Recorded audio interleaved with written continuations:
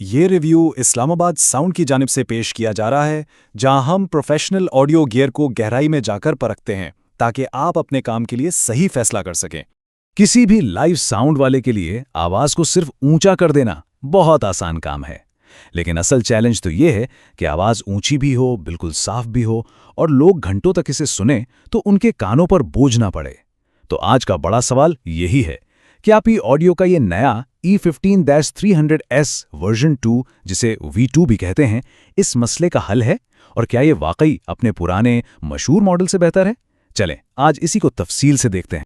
अच्छा, तो सबसे पहले बात करते हैं पी ऑडियो की। साउथ एशिया की प्रोफेशनल मार्केट में ये एक बहुत जाना पहचाना नाम है, एक काबिले भरोसा ब्रांड। इसका जो पुराना मॉडल था ना E15300S, उसे मार्केट में एक हकीकी वर्कहॉर्स माना जाता था। मतलब एक ऐसा स्पीकर जो हर तरह के हालात में आपका साथ निभाता है।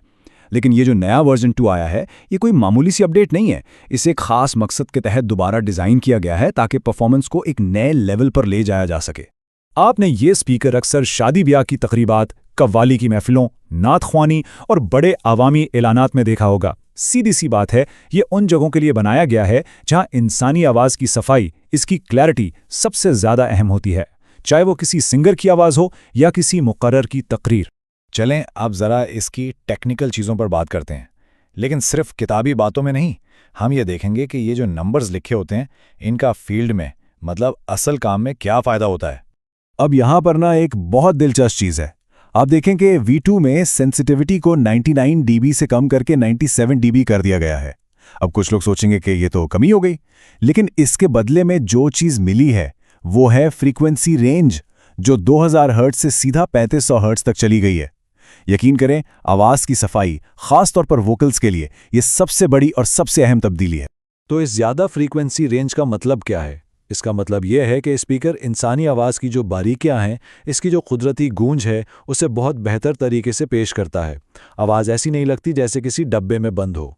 इसके अलावा इसकी 3 इंच की कैप्टन वॉइस कॉइल जो गर्मी को अच्छी तरह बर्दाश्त करती है, और 300 वॉट AS पावर हैंडलिंग, ये सब मिलकर इसे लंबी तकरीबात के लिए एक काबिले भरोसा साथी बनाते हैं।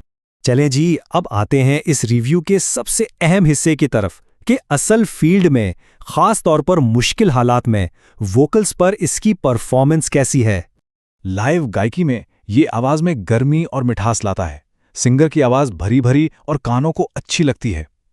कव्वाली और महफिलों में जहां आवाज़ में जज्बात और उतार चढ़ाव बहुत अहम होते हैं, ये हर सुर को बहुत खूबसूरती से सुनाता है। यहाँ तक कि जब कव्वाल ऊंची पट्टी पर गा रहा हो और नात खानी या तकरीरों में हर लफ्ज़ का तलफ़्फ़ुज़ इतना साफ सुनाई देता है कि पैगाम सीधा सुनने वालों के दिल तक पहुँचता है। तो बात वही है कि मकसद सिर्फ आवाज़ को ऊंचा करना नहीं है, बल्कि हर लफ्ज़ और हर सुर को बिल्कुल वाज़े करना है। ये स्पीकर तेज़ आवाज़ में भी कंट्रोल नहीं खोता, आवाज़ फटती नहीं है, कानों को चुभती नहीं है। और इसका एक और बड़ा फ़ायदा, इसका जो हमवार फ्रीक्वेंसी रिस्पॉन्स है ना, उसकी वजह से ये माइक्रोफोन की फीडबैक यानी सीटी बजने को भी बहुत बेहतर तरीके से कंट्रोल करता है। और यही चीज़ हमें इसके सबसे बड़े फायदे की तरफ लाती है, सुनने वालों के लिए आराम। V2 की जो हमवार और साफ आवाज़ है, इसकी वजह से लोग घंटों लंबे प्रोग्रामों में भी थकते नहीं हैं। ये उन इवेंट्स के लिए बहुत ज़रूरी है जहां आप चाहते हैं कि आपकी ऑडियंस आराम से बैठी रहे, जैसे कोई लंबी महफिल हो गई। अच्छा, वोकल्स की बात तो हो गई। अब ज़रा देखते हैं कि इसकी मजमूई कारकर्दगी कैसी है। मतलब मौसीकी और बेस में एक ऐसा काम करता है, ख़ास तौर पे जब इसे एक पूरे साउंड सिस्टम के साथ चलाया जाए। अगर इसके बेस की बात करें तो इसमें पंच बहुत अच्छा है, एक टाइट और जानदार पंच जो लाइव ड्रम्स के लिए बेहतरीन है। लेकिन इसमें गहराई, मतलब डेप्थ, कम है। ये एक हकीकी सबवूफर का मुकाबला नहीं कर सकता। तो अगर आपका डीजे सिस्टम है जहां बहुत गहरी बेस चाहिए, तो उसके साथ सबवूफर्स लगाना लाजमी है। ये स्पीकर गर्मी को बहुत अच्छी तरह संभालता है। शादियां हो या मजहबी प्रोग्राम जो पूरी पूरी रात चलते हैं, ये 6 घंटे से भी ज्यादा लगातार तेज आवाज पर चल सकता है और इसकी परफॉर्मेंस में कोई कमी नहीं आती। इसका मजबूत डिजाइन इसे प्रोफेशनल काम के लिए इंतहाई काबिल एतमाद बनाता है, जहां कोई खराबी बर्दाश्त नहीं की जा सकती। चलें अब आगे बढ़ते हैं और देखते हैं कि इस स्पीकर से बेहतरीन आवाज़ कैसे निकाली जाए। मैं आपको कुछ अमली टिप्स दूंगा और साथ ही इसका पुराने मॉडल से मुवाजना भी करूंगा ताकि आपको फैसला करने में आसानी हो। बेहतरीन रिजल्ट के लिए इसे एक पोर्ट्रेट कैबिनेट में डालें जो 45 से 50 हर्ट्ज पर ट्यून हो। इसके लिए 400 से 500 वॉट का एम्पलीफायर बिल्कुल सही रहेगा। क्रॉसओवर पॉइंट जहां से आप ट्विटर को आवाज देते हैं वो 1.8 से 2.2 किलोहर्ट्ज के बीच में रखें। और एक प्रो टिप, आवाज से वो जो डब्बे वाली फील आती है ना, उसे खत्म करने के लिए 300 से 400 हर्ट्ज के दरमियान हल्का सा कट लगाएं। आप देखेंगे कि वोकल्स एकदम निखर कर सामने आ जाएंगे। तो खुलासा ये है, इसके फायदे हैं वोकल्स की जबरदस्त सफाई, कानों को ना थकाने वाली आवाज, बेहतरीन फीडबैक कंट्रोल और प्रोफेशनल काम के लिए मजबूत बनावट। और उसकी कुछ हदूद भी हैं, जैसे इसकी सेंसिटिविटी पुराने मॉडल से थोड़ी कम है, इसे चलाने के लिए ठीक ठाक पावर वाला एम्पलीफायर चाहिए और ये गहरी सब बेस के लिए नहीं बना। और अगर पुराने मॉडल से इसका मुकाबला करें तो असली E15 300S ज्यादा लाउड और तेज मिड बेस पंच के लिए मशहूर था, जबकि ये नया V2 मॉडल वोकल्स की नफासत, सफाई और मौसीकी के कुदरतीपन के लिए बनाया गया है। अगर आपका काम ज्यादातर वोकल्स का है, जैसे कव्वाली या नात, तो ये अपग्रेड आपके लिए बहुत मायने रखता है। तो आखिरी फैसला क्या है? ये स्पीकर किसको लेना चाहिए और क्या ये अपनी कीमत के हिसाब से एक अच्छी सरमायाकारी है? देखें, ये स्पीकर साउंड रेंटल कंपनियों, शादियों और इवेंट्स का काम करने वालों, कव्वाली और नात के साउंड प्रोवाइडर्स और लाइव बैंड्स के लिए एक बेहतरीन चीज़ है।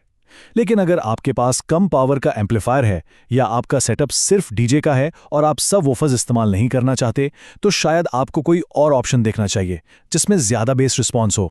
आखिर में मैं यही कहूँगा कि E15 300S वर्जन 2 वोकल्स में वो सफाई देता है जो आम तौर पर इससे कहीं ज़्यादा महंगे स्पीकर्स में मिलती है। अपनी कीमत के लिहाज से ये प्रोफेशनल्स के लिए एक बेहतरीन और मुनासिब कीमत वाला टूल है, खासतौर पे उनके लिए जो अपनी आवाज़ के मयार पर कोई समझौता नहीं करना चाहते। आपका इस स्पीकर के साथ क्या तजुर्बा रहा है?